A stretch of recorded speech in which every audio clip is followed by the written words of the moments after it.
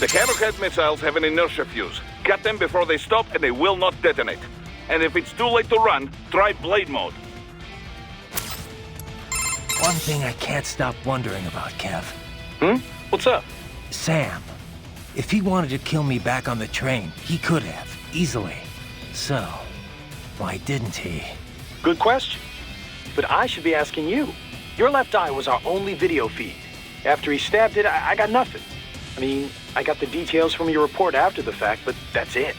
He was probably just too distracted. Boris's attacks, escaping, there was a lot going on. No, that's not it. Well, why else? What does he have to gain from letting you live? I don't know.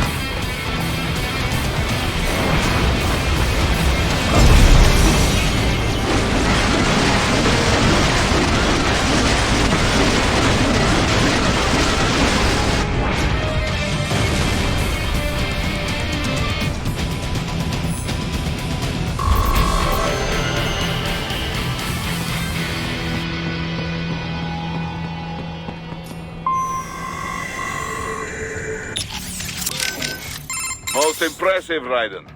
Yeah. Gonna have to do a lot more than float around like that to beat me. Indeed, indeed.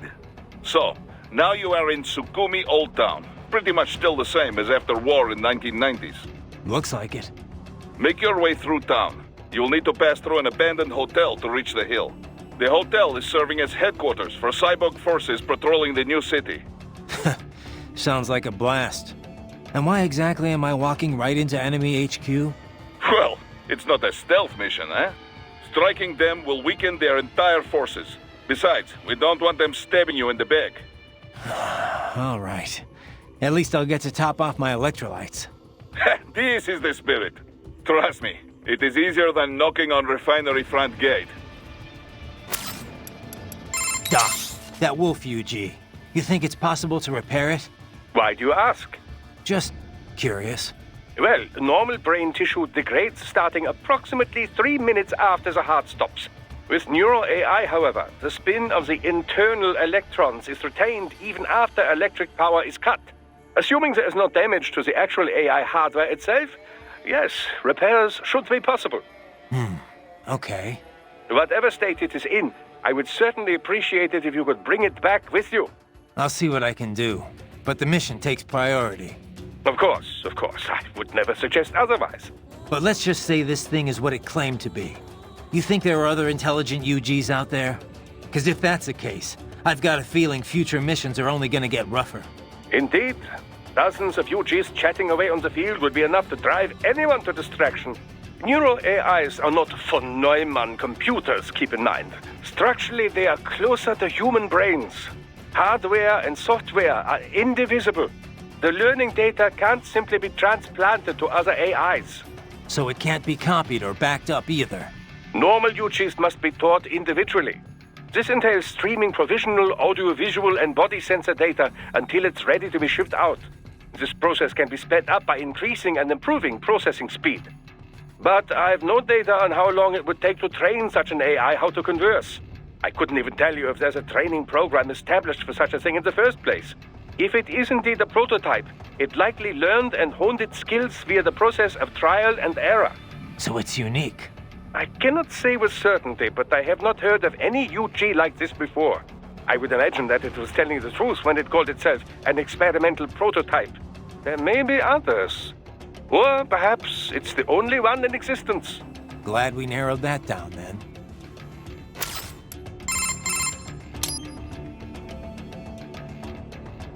By the way, Raiden, we're not picking up any EXIF codes here either. They're all unaffiliated.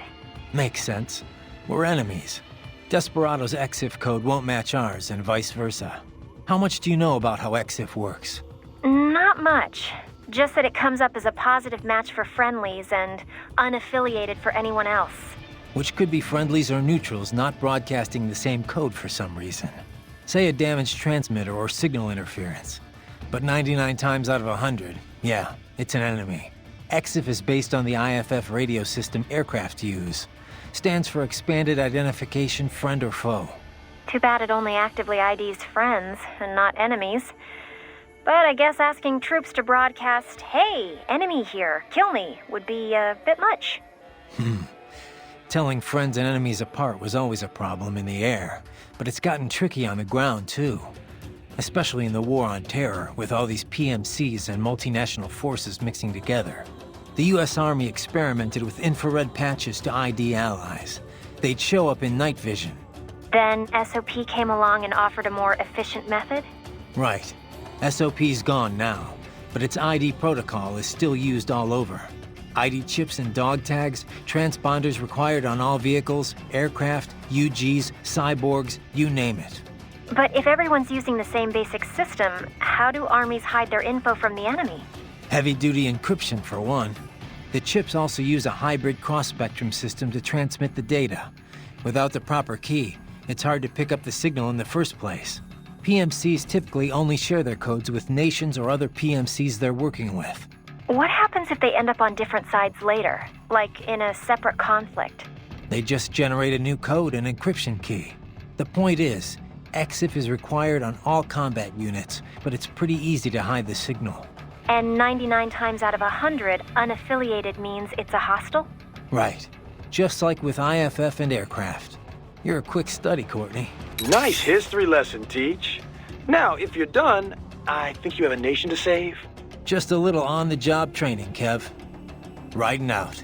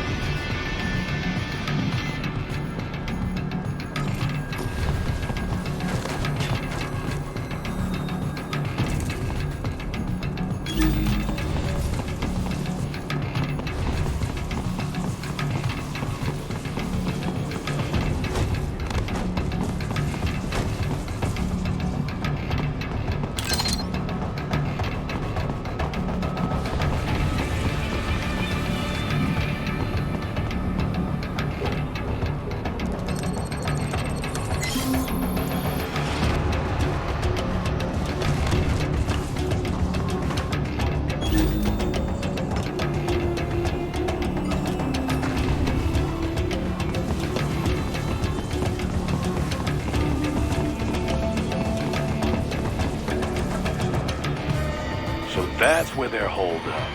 Some kind of electronic lock on the gate. Most likely it opens only if you have the right ID data stored in your left hand. Perhaps you could find a cyborg with access and borrow it? You see any cyborgs around here, Doc? Why not double back? Check the vehicle route again. You know, back at the entrance to the old city. Who knows? Maybe you can hitch a ride. Most likely, platoon commanders carry correct ID data for the gate. Use enhanced mode to figure out who to hit.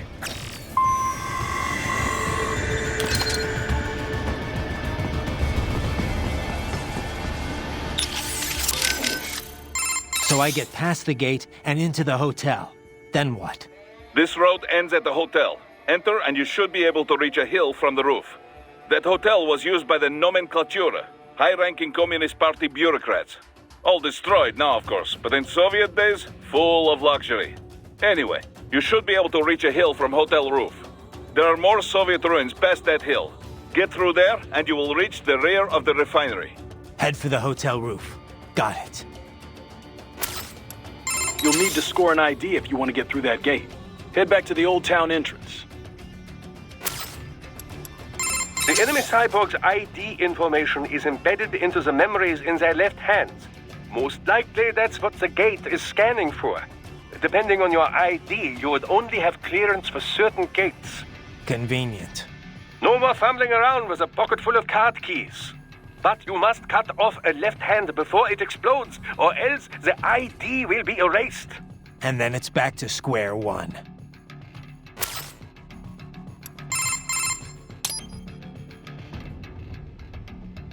Hey, Courtney, have you ever tried Abkhazian cuisine? Georgian, yes, but I mean, I don't really know much about Abkhazia, so it'd be nice to try it though, since we're this close and all. Huh. Even you haven't tried it? Now I'm really curious. What do you mean, even me? Well, before we head to any new country, you always hit up local spots that serve their cuisine, right? You know, your little research trips. Oh, come on. Not always. I just think it's interesting to compare local interpretations of ethnic food to the real thing. Plus, it's a great way to get familiar with a big part of any nation's culture. That's all. Okay. But no time for research this time around, huh? Well, like I said, I've had Georgian food before. And most of the Eastern Bloc sees Abkhazia as just another part of Georgia. But yeah, really tasty. They had this incredible cheese bread. Ugh, and the wine. Georgian wine is famous after all, though I hear you won't find it in Russia. They say most Abkhazian cuisine is closer to Turkish food than what you'll find in the rest of Georgia. Apparently only their wine resembles what they serve in Georgia.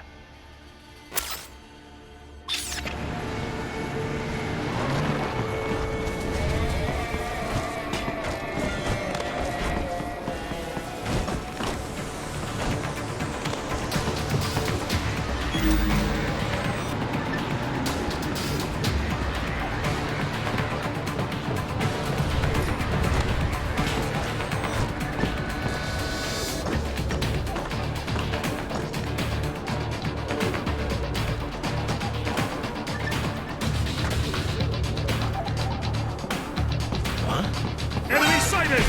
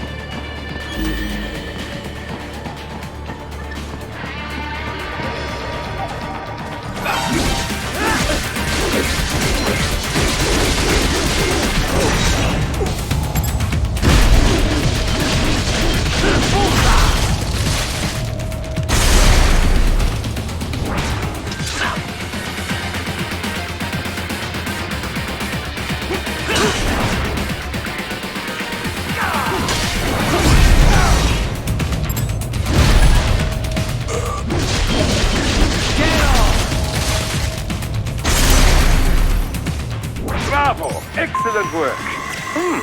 There was classified data embedded in that hand. It appears that man underwent modification at the Patriot facility, just as you did.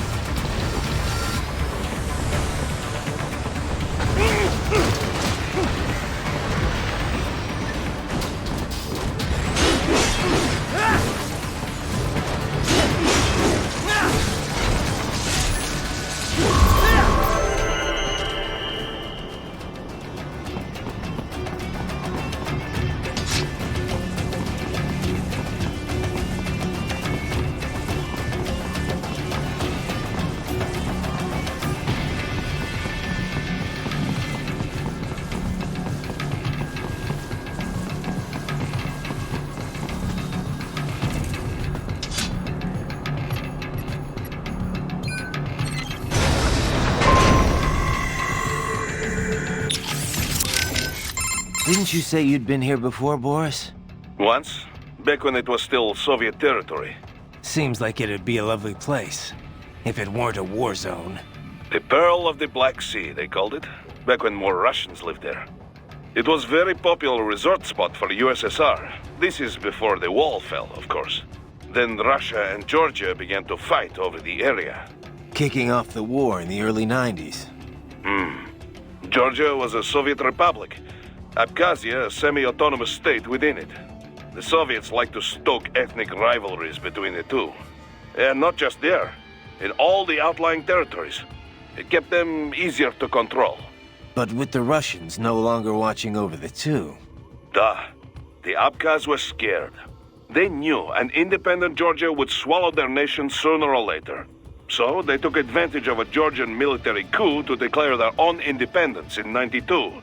Of course, the new Georgian government was not happy to hear this, and so... The same old story. And with Russia supporting the Abkhaz, it was a stalemate.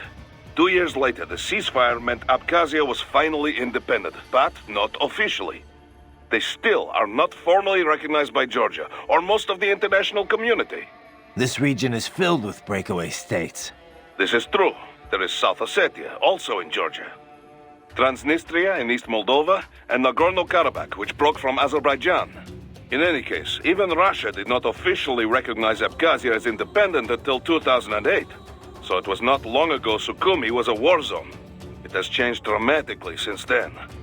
They have been rebuilding steadily, with Russian support, ever since SLP was shut down. Good to hear. But doesn't that leave them wrapped around Russia's little finger? It does. Which is why Dolzaev is calling for a truly independent state. He wants an Abkhazia that takes orders from no one. Not Georgia, not Moscow.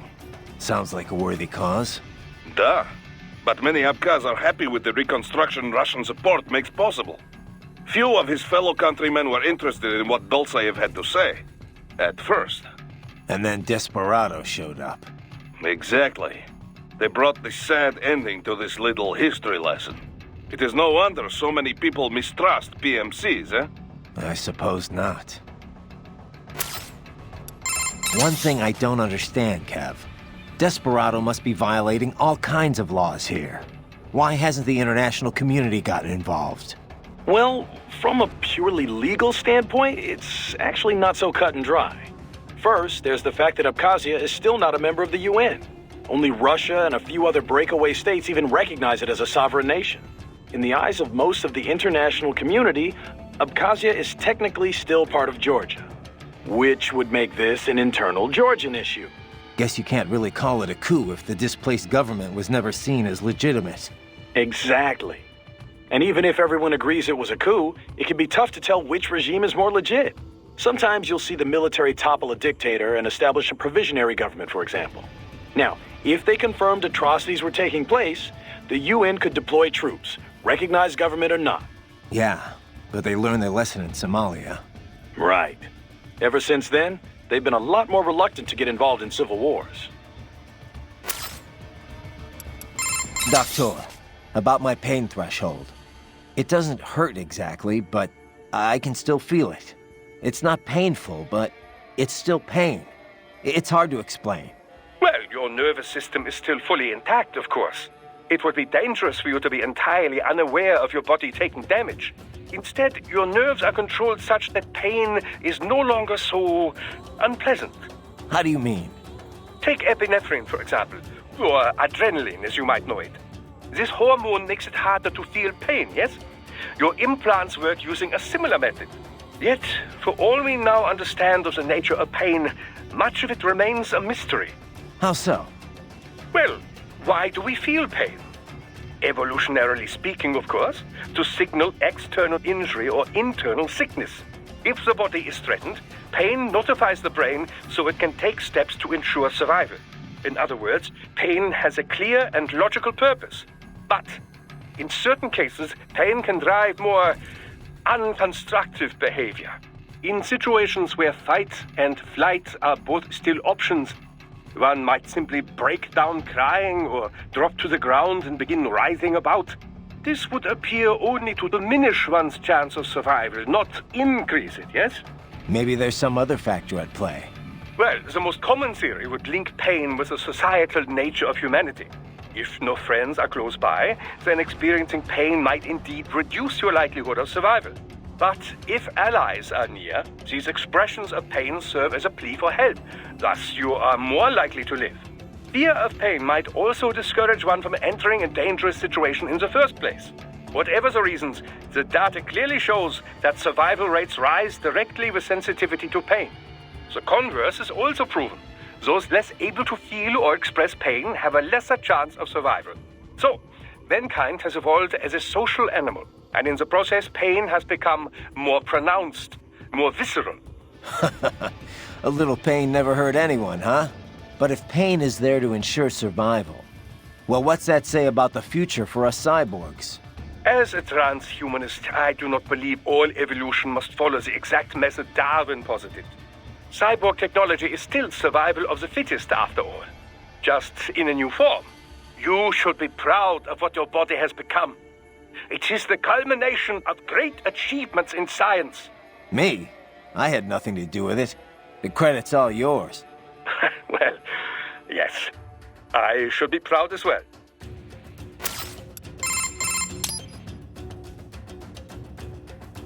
How are things back at Control, Courtney? Things? Things are fine. Same as usual, I guess. Russia is, Russia. Not that I've left HQ much to see anything, really. No concerns about security? Isn't that a civilian airport you're stationed at? Sochi International, yeah. But we're fine. We have our own cyborg detail on the job. Plus, any trouble and we can just take off. Literally. One of the perks of housing your HQ in a giant transport plane, I guess. Now, if anyone wanted to mess up this op, they'd have a much easier time coming after you directly. I'm not so sure. Have you seen this new body in action? It's amazing. It's ready for anything. Unless they... Oh, Raiden, yeah. Your body? It's so amazing. Very funny. Yeah, you know what I meant. Oh, is it getting hot in here? Or is that just your body in action? All right, all right. If you're done, I'm going to get back to the mission. Okay, I'll stop. Thanks. For a guy with a bod like yours, anytime.